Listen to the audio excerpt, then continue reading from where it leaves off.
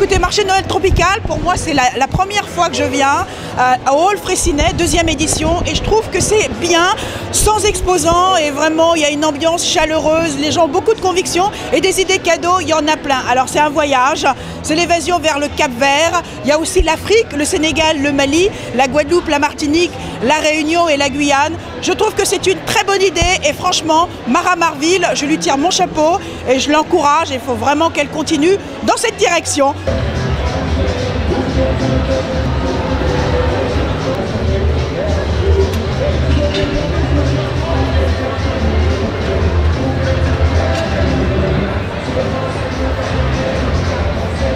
Je vous présente le stand de la Sélection Courtois.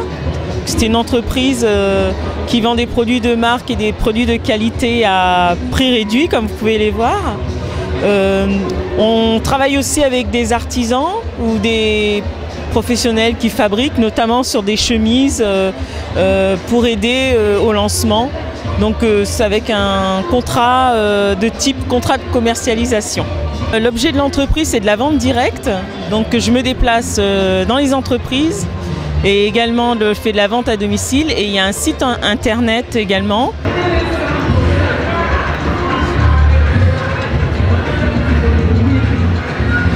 J'ai créé une marque depuis 2009 qui évolue plutôt dans les Caraïbes.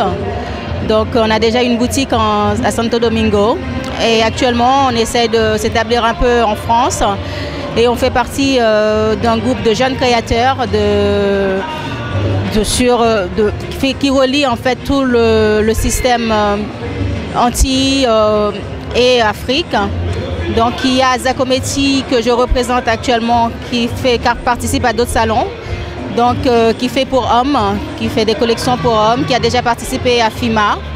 Et il y a aussi Marie-Laure Jaumata qui est une créatrice malgache.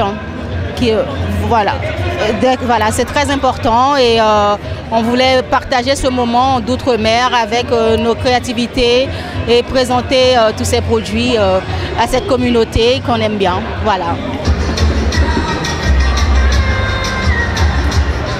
Nous sommes Upper Mannequinat, une agence de mode événementielle avec laquelle nous mettons en valeur les travaux des créatrices présentes. Ici, Marlène Potiron et Lucie B, parmi tant d'autres.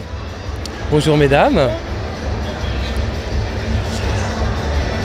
Donc nous leur organisons pour leur communication et pour mettre en valeur leurs travaux des défilés de mode, des shootings photos et pas mal de communication internet. C'est un salon où on peut retrouver une grosse fraternité entre les exposants, une ambiance très chaleureuse, et ce qui nous permet...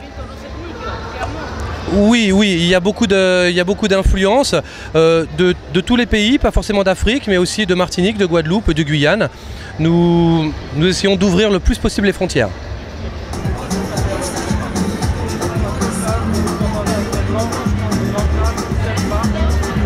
Alors ma passion, c'est la couture, la mode, surtout la tradition. Et donc je modernise aussi avec soit de l'organza, soit avec de la soie, et aussi le madras et la broderie anglaise. Je suis obligée d'innover puisque je fais les défilés avec Upper Mannequinat, mais comment ça s'appelle? L'idée c'est plus de faire aussi les enfants dans un cortège, les témoins, un peu tout le monde quoi. Et ça fait 17 ans que je fais quand même de la couture via les associations. Et depuis 2007, j'ai été repérée par M. Gérard Philippe de Centrex avec son équipe qui m'a permis justement de pouvoir me lancer un peu plus vite. On est Camerounais, nous. Quel Camerounais, docteur? Non mais attends, jeune homme, les camères là. Je te jure. C'est encore une fois de plus pour créer une ouverture. C'est de montrer aussi que l'Afrique est présente dans la diaspora. Elle est complètement aussi dynamique. Vous savez que j'ai toujours dit que l'Afrique naturellement est à la mode. C'est que c'est à la fois le fait d'être ici un moyen pour moi aussi de se faire connaître de ce grand public qui naturellement cherche justement à faire valoir la création et tout ce qui tourne à la gastronomie, mais c'est aussi toutes les entreprises que la diaspora met en avant. Et c'est ça qu'on essaie de, encore une fois de plus, montrer, de partager. Donc c'est un moment de communion, mais c'est aussi pour nous, en tout cas, qui sont créatifs, de montrer encore ce qu'on a de mieux à partager. Et que là-dessus, c'est clair que le fait de le faire ici dans ce haut lieu, pour nous, ça apporte aussi toute cette ouverture dont on cherche tant. Ce n'est pas forcément une autre clientèle, mais c'est bien de montrer que justement qu'on peut aussi se mélanger ensemble. C'est aussi, comme je disais tout à l'heure, de montrer l'Afrique dynamique, hein, sans complexe, avec toutes les ouvertures possibles. Et je pense que c'est bien aussi de partager ce beau moment à la fin de l'année. Et là, elle s'approche et les gens justement cherchent à faire des beaux cadeaux. Et que nous, ce qui est bien, c'est qu'on fait une mode exclusive. Donc, bah oui, non, mais là justement, c'est qu'il y a quelques pièces que j'ai amenées, comme celle-là, qui sont des pièces fortes, hein, mais que les gens ont besoin justement d'avoir sur soi. Comme on fait de l'art porté, donc c'est des pièces qui portent et comportent. Donc c'est bien, pour moi, c'est de l'art mobile. Et ça montre aussi que, voilà, que l'art n'a pas de frontières et que de nos jours, le fait de le présenter ici dans ce beau lieu, c'est...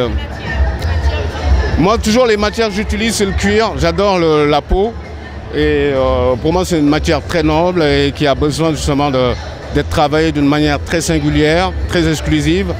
Le fait d'amener une belle toile sur cette belle pièce coupée, très proche du corps, ça montre un peu aussi, tu vois, voilà, que le travail qu'on apporte, c'est une certaine singularité, mais c'est aussi, comme je disais tout à l'heure, de montrer l'Afrique d'une manière plus ouverte, plus dynamique, avec quelque chose de particulier qui est l'art, que les gens ont envie d'avoir sur soi.